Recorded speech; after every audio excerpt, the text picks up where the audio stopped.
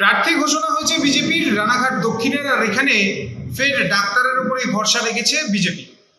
Doctor Asim Kumar Biswas, তিনি আয়ুর্বেদ নিয়ে কাজকর্ম করেন, আর রীতিমতো তার নাম ঘোষণা হতে রীতিমতো শুরু করে দিয়েছেন প্রচার। সাধারণ মানুষের সারাও নাকি পাচ্ছেন ব্যাপক, জানাচ্ছেন প্রার্থী। তবে এবার একটু প্রার্থীর সঙ্গে অকপটে আলোচনা করব। প্রথমেই দাদা, কলকাতা টিভিতে আপনাকে স্বাগত। প্রথম প্রশ্ন যেটা রাখবো, সাধারণ মানুষের কাছে পৌঁছচ্ছে, একেবারে প্রথম বিধায়ক পদ হিসাবে আপনাকে পাওয়া গেছে, এর আগে ডাক্তারি বা সামাজিক মাধ্যম, সেক্ষেত্রে রাজনৈতিক দিক এবং এই রাজনৈতিক আর ডাক্তারি দিক দুটোর মধ্যে কতটা সামঞ্জস্য রাখতে পারছি? দেখুন, রাজনীতি ডাক্তারিটা যেটা আমি তো ওষুধটা তৈরি করি, ডাক্তার ডিগ্রি আমার রয়েছে, ওষুধটা তৈরি করি। আর এটা একটা ডিফারেন্স জিনিস, ম্যানুফ্যাকচারিং আর রাজনীতি ডিফারেন্স জিনিস। তো রাজনীতিতে অনুভব কি, রাজনীতিতে আমি আসার পরে যেভাবে আমি মানুষের সাড়া পাচ্ছি আর মানুষের আশীর্বাদ পাচ্ছি, আমি তো অবাক হয়ে আছি যে মানুষ আমাকে অন্তর থেকে কত ভালোবাসে। আমি যদি এই ঘরের থেকে না বেরোতাম মানুষের সেবায়, তাহলে আমি হয়তো কোনোদিন বুঝতেই পারতাম না মানুষ আমাকে কত ভালোবাসে। একটা প্রশ্ন রাখবো, ইতিমধ্যে আপনি নির্বাচনে এখন প্রতিদ্বন্দ্বিতা করছেন, শাসক দলের পক্ষ থেকে যিনি রয়েছেন তিনিও একজন ডাক্তারবাবু। তিনি জানাচ্ছেন প্রতিপক্ষ হিসেবে কাউকে তিনি মানছেন, অর্থাৎ প্রতিপক্ষ বলে রাজ্যের মুখ্যমন্ত্রীর কেউ নেই, তারও প্রতিপক্ষ হিসেবে আপনাকে তিনি মানছেন। আপনি কিভাবে দেখছেন? প্রতিপক্ষ হিসাবে উনি কি মানবেন? উনি কটা ভোট পায় সেটা দেখেন না, জনগণ বলবে। আর ভোটের রেজাল্ট দেখে নেবেন, প্রতিপক্ষ ওনার নাম নিশান থাকবে না, উনি 50,000 ভোট পেয়ে আমার কাছে আসবেন। আমি সেই দিন কথা দিচ্ছি উনি 50 থেকে 60,000 ভোট বেশি পাবে না এখানে। আরেকটা প্রশ্ন রাখবো, ইতিমধ্যে আপনি নির্বাচনে প্রার্থী ঘোষণার পর থেকে একাধিকবার দেখা গেছে জেলা পার্টি অফিসে মতুয়া সংগঠন হোক কিংবা বিজেপি কর্মী সমর্থকরা হাতে পতাকা নিয়ে রীতিমতো চেয়ার ভাঙচুর থেকে শুরু করে আন্দোলন করেছে। সেক্ষেত্রে বর্তমানে এই আবহে কি মনে হচ্ছে যে আপনি কি কর্মীদের মন জয় করতে পারছেন না, নাকি কোনো এর পেছনে কোনো চক্রান্ত রয়েছে? না, পুরো চক্রান্ত।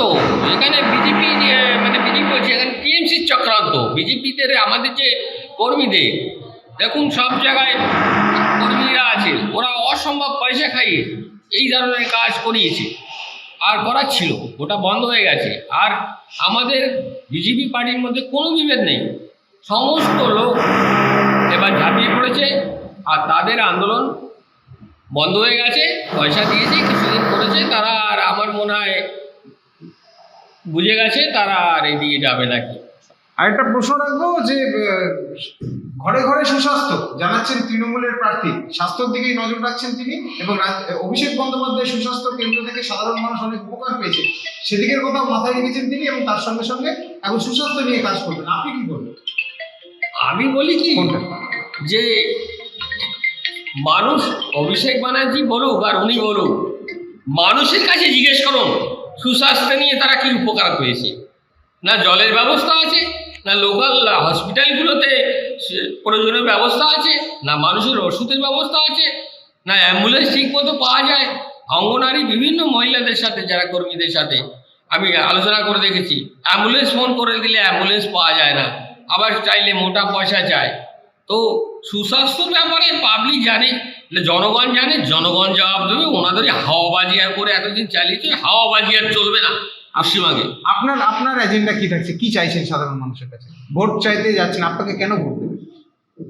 আমাকে ভোট দেবে এই অপশাসন, দুর্নীতিমুক্ত সরকার, তাদের জীবনে যেসব সমস্যা এরা ঘটাচ্ছে আর তারা মুখে হাওয়াবাজি করছে, না স্বাস্থ্য ব্যবস্থা আছে, না শিক্ষা ব্যবস্থা আছে, না প্রশাসনিক নিরাপত্তা আছে, না মা বোনেদের নিরাপত্তা আছে, বেকার যুবকরা বাইরে চলে যাচ্ছে, না কোনো কুটির শিল্পগুলো যা কিছু ছিল সব ধ্বংস করে দেওয়া হচ্ছে, টেকনিক্যালি মানুষের বিভ্রান্ত করা হচ্ছে। মানুষ তার জবাব এই ইলেকশনে দেবে। একেবারে আমরা কথা বললাম রানাঘাট দক্ষিণের বিজেপি প্রার্থী ডক্টর অসীম কুমার বিশ্বাসের সঙ্গে। তৃণমূলের যে অপসংস্কৃতি বা যে দুর্নীতি, তার বিরুদ্ধেই এবার লড়াই। আর এবার রীতিমতো স্বাস্থ্য নিয়ে যে তৃণমূল কংগ্রেস ঝাঁপিয়ে পড়ছে, সেই স্বাস্থ্য ব্যবস্থাকেও কড়া আমল তুলেছেন বিজেপি প্রার্থী। তার দাবি এবারে 50,000-এরও বেশি ভোটে হারবে তৃণমূল প্রার্থী, এবং এবারের জয় নিশ্চিত রানাঘাট দক্ষিণে বিজেপির।